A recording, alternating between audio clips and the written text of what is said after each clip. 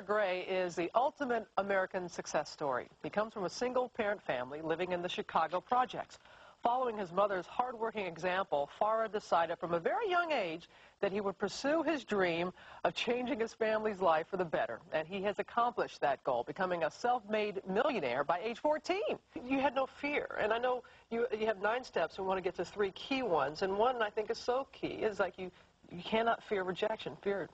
Oh, absolutely not. I believe that everything we want is on the other side of fear.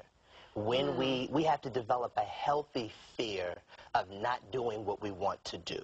So many times we're so afraid, well, what happens if I don't do this? Or what happens if I do this? I always say it's amazing what you can accomplish when you don't know what you can't do. And someone, even, doesn't matter what your circumstances are, because people, as you say, can look at you. You were growing up in the projects in Chicago, but there was an opportunity, and you seized it. Everyone, at some point in their life, don't you feel they have some kind of opportunity, and you're talking about seizing that? Absolutely. Most people say you have to be at the right place at the right time.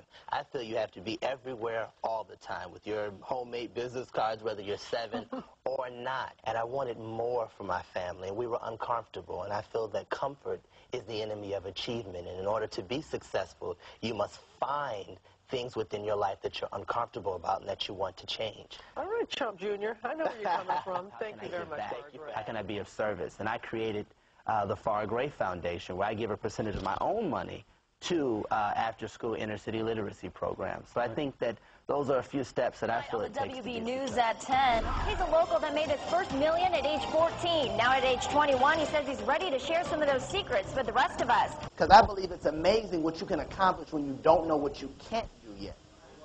There was a story that was told to me about an 8-year-old who was in art class. He was drawing a picture of God. His art teacher walked up to him and said, "What are you doing?" He said, "I'm drawing a picture of God." She said, "Young man, no one knows what God looks like." He kept drawing. He looked up and said, "They will when I finish my picture." So you have to be able to see your success. Because as Einstein once said, your imagination is more powerful than your knowledge of the situation. Well, look, first let me ask a question. How many people believe they're talented in this room? Okay. Everybody. Exactly. The world is full of talented people. But what makes one person succeed while another person fails? Drive, determination, and hustle. Even Abe Lincoln was known to have said back in the day, yes, there will be things that will come to those who wait, but only what's left by those who hustle. So I went around with my little red lunchbox telling people I was the 21st century CEO.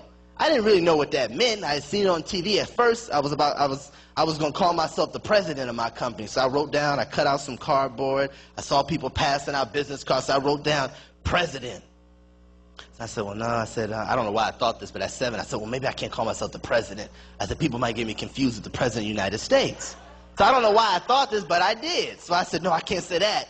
So I saw someone on television. He said, ladies and gentlemen, here's the 20th century CEO. So everybody clapped for him. Oh, come on out. So I said, okay. I said, I don't remember who the guy was, but I said, I'm going to be doing business in the 21st century. So I said, I'm going to write down 21st century CEO. Ask yourself 3 questions. What comes easy to you but harder to others? What would you do and work for years and years to come and never have to get paid for it? The 3rd question is, how can you be of service? How can you give back?